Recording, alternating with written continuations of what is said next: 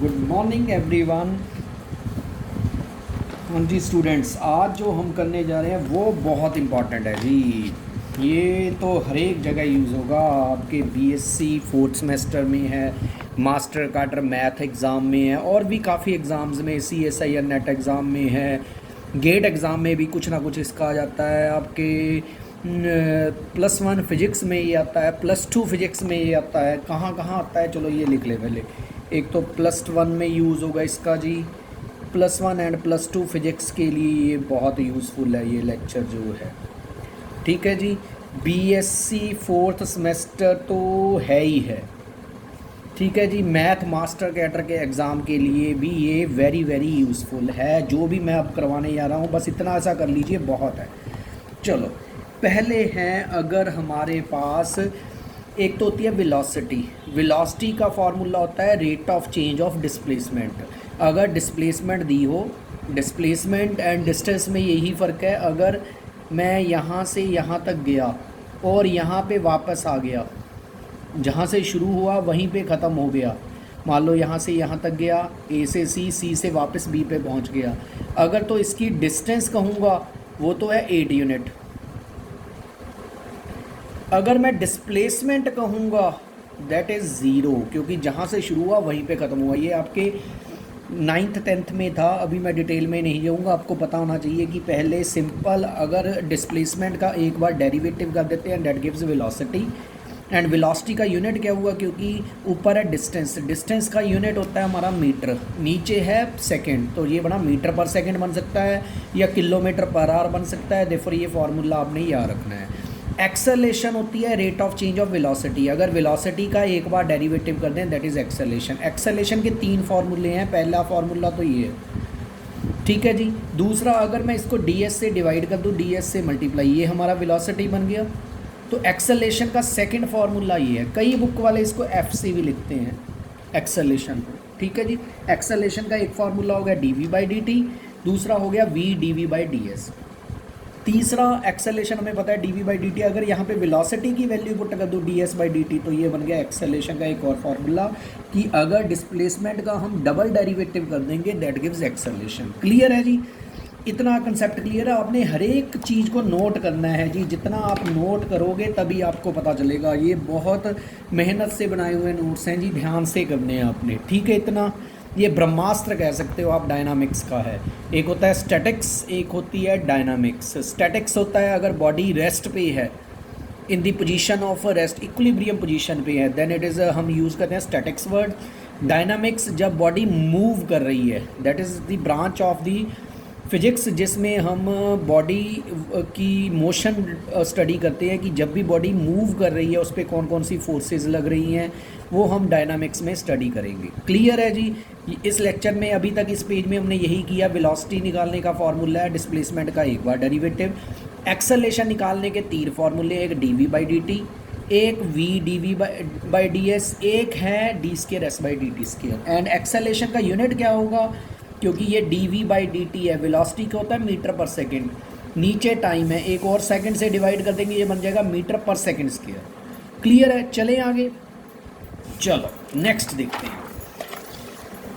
अब देखिए ये है हमारा ब्रह्मास्त्र कह लो जी। ये पेज कहता पार्टिकल हमारा यहाँ से स्टार्ट हुआ ओरिजिन, जब टाइम t0 था, पार्टिकल एट दिस पॉइंट पे है। जब टाइम t0 है, पार्टिकल यहाँ पे है, ये स्टार्ट हुआ with the some velocity u, क्योंकि कुछ वेलोसिटी होगी तभी आगे बढ़ेगा। हम कर रहे हैं पहले रेक्टिलिनियर मोशन की, motion in a straight line. मान लो एट आफ्टर टाइम t के बाद, आफ्टर टाइम t मान लो 5 सेकंड तो बाद पार्टिकल a पॉइंट पे पहुंच जाता है। इसकी इस पॉइंट पे वेलोसिटी मान लीजिए v है, और इसने डिस्टेंस या डिस्प्लेसमेंट कवर की हमारी s है, और ये यहाँ से यहाँ तक पहुँचने के लिए इसकी एक्सेलेरेशन कांस्टेंट है। इसकी सभी जगह ये पार्टिकल इधर जा रहा है विद एन एक्सेलेरेशन a। अगर तो एक्सेलेरेशन है तो पार्टिकल आगे जाएगा। अगर हम कहें रिटार्डेशन, रिटार्डेशन का मतलब होता है brakes, this is the opposite to acceleration, that is retardation में एक्सेलेरेशन होती है -a। ठीक है जी, वो मैं आगे बताऊंगा। अब इसमें 3 मोशंस की, जब भी पार्टिकल विद कांस्टेंट एक्सेलेरेशन जा रहा हो तो 3 इक्वेशंस, वैसे मेन 4 हैं, 3 इक्वेशन जरूर याद रखनी है। एक तो होता है final velocity v is equal to u plus a t, ये आपने 9th में किया है। एक v square minus u square is equal to 2as। Third formula s is equal to u t plus half a t square. ये तीनों फार्मूले तो आपको अच्छी तरह से आते होने चाहिए। याद रखना, इसमें टी डिनोट कर रहा है टाइम, टी टाइम पे पार्टिकल यहाँ से यहाँ तक पहुँचा वो टाइम है, ठीक है जी। ए है यहाँ पे एक्सेलेरेशन, वो पक्का कांस्टेंट होगी। अगर सभी जगह एक्सेलेरेशन कांस्टेंट है तो हम ये फार्मूले यूज़ करेंगे। अब याद रखना है, अगर ब्रेक्स लग रही हैं, अगर रिटार्डेशन हो रही है, कि जैसे पहले वेलोसिटी 5 थी, हमने ब्रेक्स लगा दी तो वेलोसिटी धीरे धीरे कम होगी, कम होके कहीं पे जाके उसकी वेलोसिटी 0 हो जाएगी। अगर रिटार्डेशन हो रही है, ब्रेक्स लग रही हैं, तो एक्सेलेरेशन को हम लिखेंगे -a। अगर रिटार्डेशन गिवन हो, हमें गिवन है रिटार्डेशन इज़ 5, तो एक्सेलेरेशन क्या होगा, -5 होगी, ठीक है। ये ध्यान रखना है। इस केस में इक्वेशंस क्या बन जाएंगी, जो ये इक्वेशन है जहाँ पे +a है वहाँ पे -a लिख दीजिए। ये अलग फार्मूला हम बना सकते हैं। मतलब जब भी हमें रिटार्डेशन गिवन है तो -a यूज़ करना है, अगर एक्सेलेरेशन गिवन है तो a यूज़ करना है, ठीक है जी।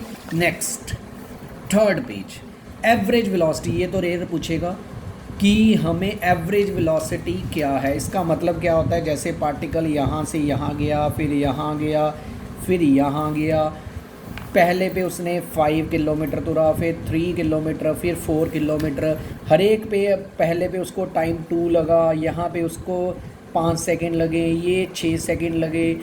तो एवरेज वेलोसिटी क्या होता है, टोटल डिस्प्लेसमेंट, जितनी टोटल डिस्प्लेसमेंट है, ये है 5 3 8 4 12, ओवर टोटल कितना टाइम लगा, ठीक है। हमने ये फार्मूला नहीं यूज़ करना। हमने जब भी एवरेज वेलोसिटी निकालनी है, जब भी कांस्टेंट एक्सेलेरेशन है, तो हमने फार्मूला यूज़ करना है एवरेज वेलोसिटी का, u + a/t/2। मीन्स हमें पता है ना ये वेलोसिटी होती है v is equal to u + a/t। ये फार्मूला हमने किया है पीछे। तो एवरेज वेलोसिटी का क्या फार्मूला होता है, जहाँ पे टाइम t है, then v is average velocity कब होगी, जब t टाइम जो होगा t/2 होगा, आधे टाइम में जो वेलोसिटी आएगा दैट इज़ एवरेज वेलोसिटी। ये सिंपल फार्मूला आपने याद रखना है। सेकंड, एवरेज वेलोसिटी का एक और फार्मूला होता है initial velocity plus final velocity over 2। ये सबसे ज़्यादा इजी है। That is this is the arithmetic mean between u and v। Clear है। अच्छा, नेक्स्ट फार्मूला बहुत काम का है जी।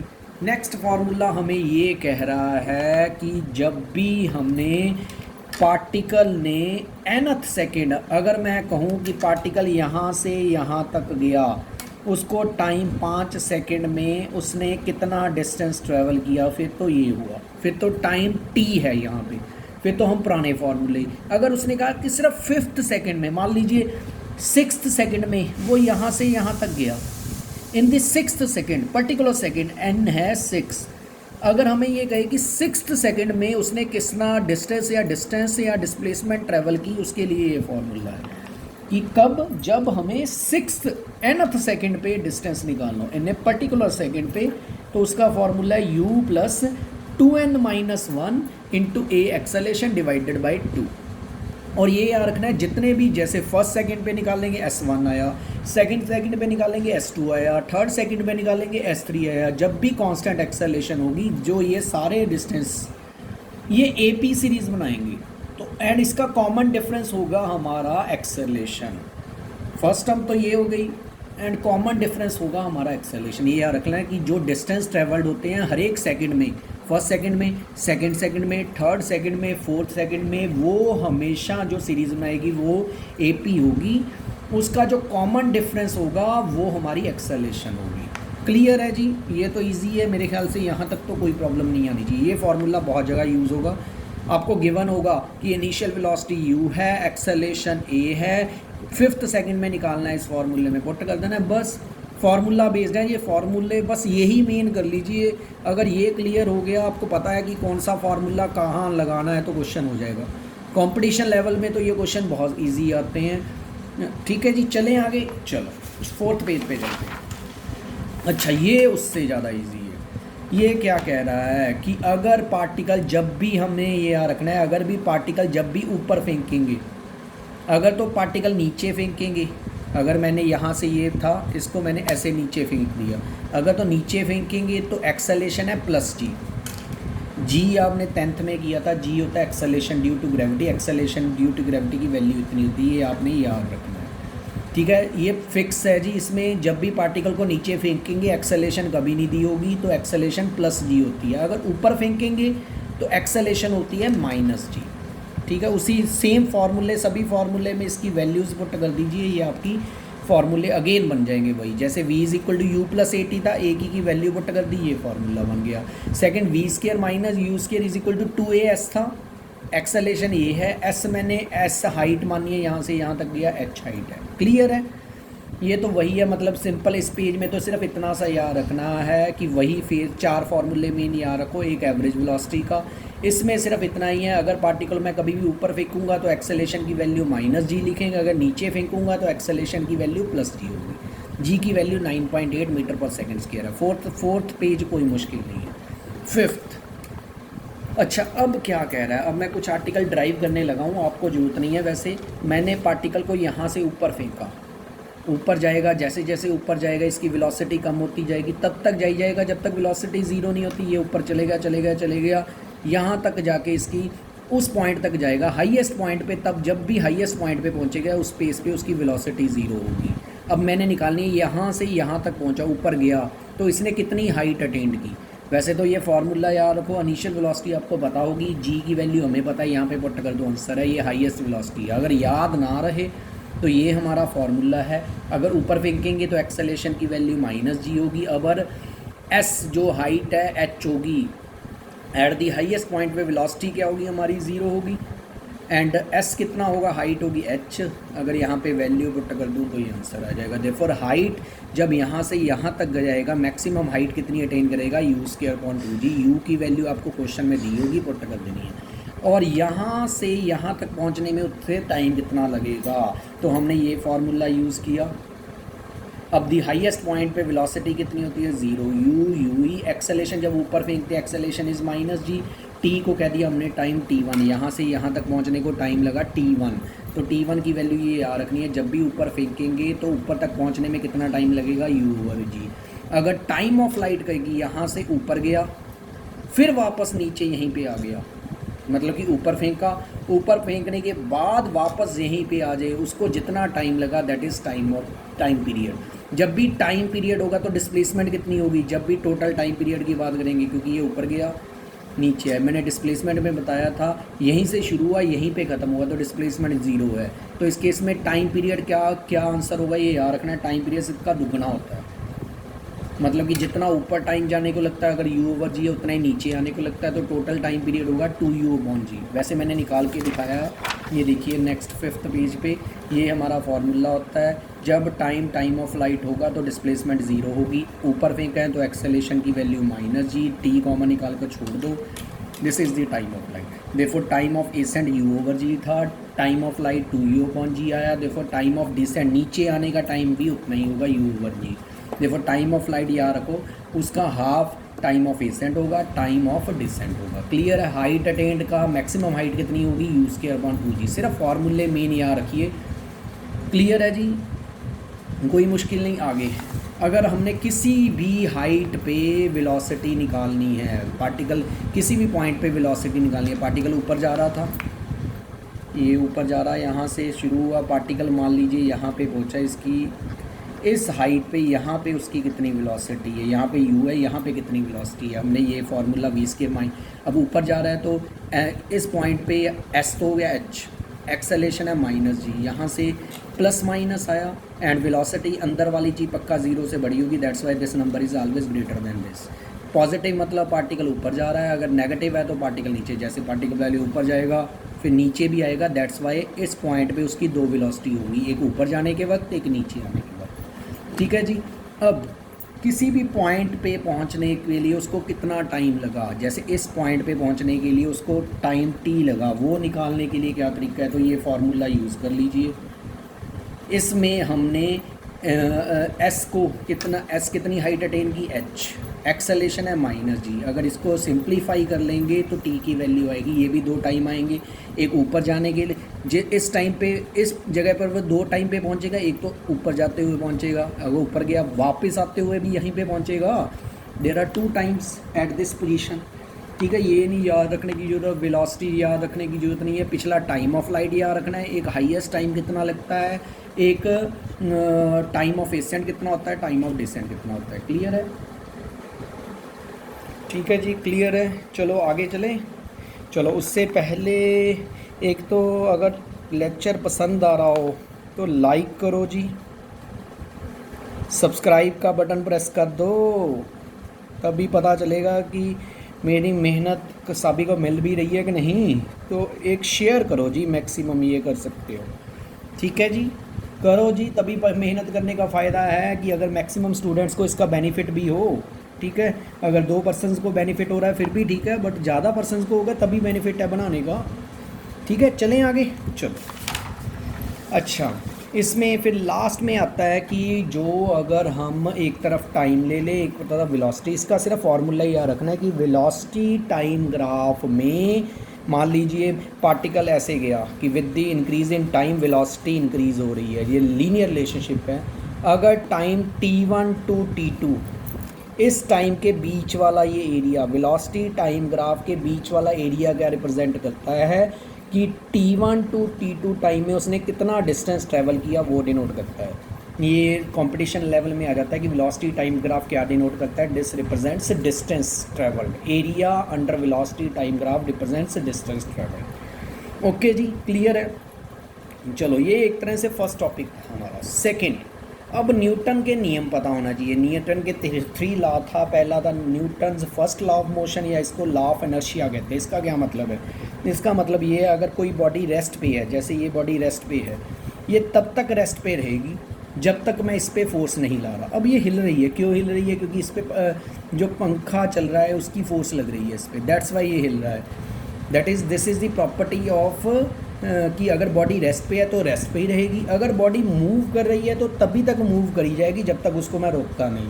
This is the Newton's first law of motion. ये ज़्यादा यूज़ नहीं होता, मतलब पता होना चाहिए कि अगर कोई बॉडी रेस्ट पे है तो रेस्ट पे ही रहेगी, अगर बॉडी मूव कर रही है तो मूव ही कर रही रहेगी जब तक उस पर कोई फोर्स नहीं लगती उसको चलाने के लिए या रोकने के लिए। उसके बाद लीनियर मोमेंटम पता होना चाहिए। लीनियर मोमेंटम का मतलब होता है कि पार्टिकल कितना मूव कर सकता है, कितना उसकी क्वांटिटी ऑफ मोशन, उसके अंदर कितनी मोशन की क्वांटिटी है। एंड मोमेंटम निकालने के लिए ये फार्मूला है मास इनटू वेलोसिटी। मास को वेलोसिटी से मल्टीप्लाई कर दो, दैट गिव्स लीनियर मोमेंटम। ठीक है जी। अब आता है सेकेंड लॉ। सेकेंड लॉ हमें कहता है कि फोर्स इज कोई भी जो फोर्स को अप्लाई करते हैं that is directly proportional to rate of change of momentum. ठीक है जी। अगर यहाँ पे कांस्टेंट ऑफ प्रोपोर्शनैलिटी में 1 ले लूँ और यहाँ पे p की वैल्यू मास into acceleration, mass into velocity होती है। अगर हमारा मास कांस्टेंट हो वो डेरिवेटिव से बाहर आ जाएगा, ये बन जाएगा mass dv by d t. dv by d t क्या होती है? एक्सेलेरेशन। देयरफॉर ये हो गया Newton second law of motion. ये बहुत जगह लगेगा, force is equal to mass into acceleration if m mass is constant, this is the formula. ठीक है जी। अब हम न्यूटन सेकेंड लॉ से फर्स्ट लॉ भी बन सकता है। कैसे? अगर फोर्स ज़ीरो, मैंने बताया था अगर फोर्स ज़ीरो हो, फोर्स लगी ना, तो बॉडी अगर मूव कर रही है तो कांस्टेंट वेलोसिटी से चलती रहेगी, रुकेगी नहीं। देखें, अगर फोर्स ज़ीरो है, फोर्स किसके इक्वल है? मास इनटू एक्सेलेरेशन। तो एक्सेलेरेशन ज़ीरो आ गई। Acceleration zero means dv by, अगर इसका दोनों तरफ इंटीग्रेशन कर दूं, डेरिवेटिव वेलोसिटी कांस्टेंट मीन्स अगर पार्टिकल कांस्टेंट वेलोसिटी से चल रहा है तो उसको वही वेलोसिटी से चले जाएगा, उसको कोई रुकेगा नहीं। That is the Newton first law. ठीक है, इट मीन्स सेकेंड लॉ से फर्स्ट लॉ डिड्यूस किया जा सकता है। फर्स्ट लॉ डिड्यूस फ्रॉम, किससे डिड्यूस हुआ? From second law. ठीक है जी। सेकेंड लॉ जरूर याद रखना है कि force is equal to mass into acceleration.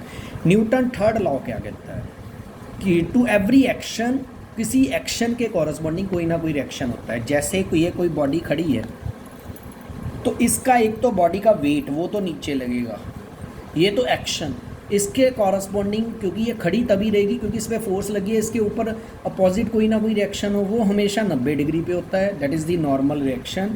तो आर किसके इक्वल होता है? mg के इक्वल होता है। This is by Newton third law कि जितना एक्शन होगा, ये एक्शन हो या उसके कॉरस्पॉन्डिंग उतना ही रिएक्शन हो, that is called Newton third law. ये हमारा काफ़ी जगह यूज़ होगा, सेकेंड एंड थर्ड लॉ काफ़ी जगह यूज़ होगा। क्लियर है जी। चलो ये हो गया हमारा फर्स्ट लेक्चर, यहाँ तक हमारा फर्स्ट पार्ट है। क्लियर है। कल करेंगे हम सेकंड पार्ट, ठीक है जी, चलो okay, have a nice day.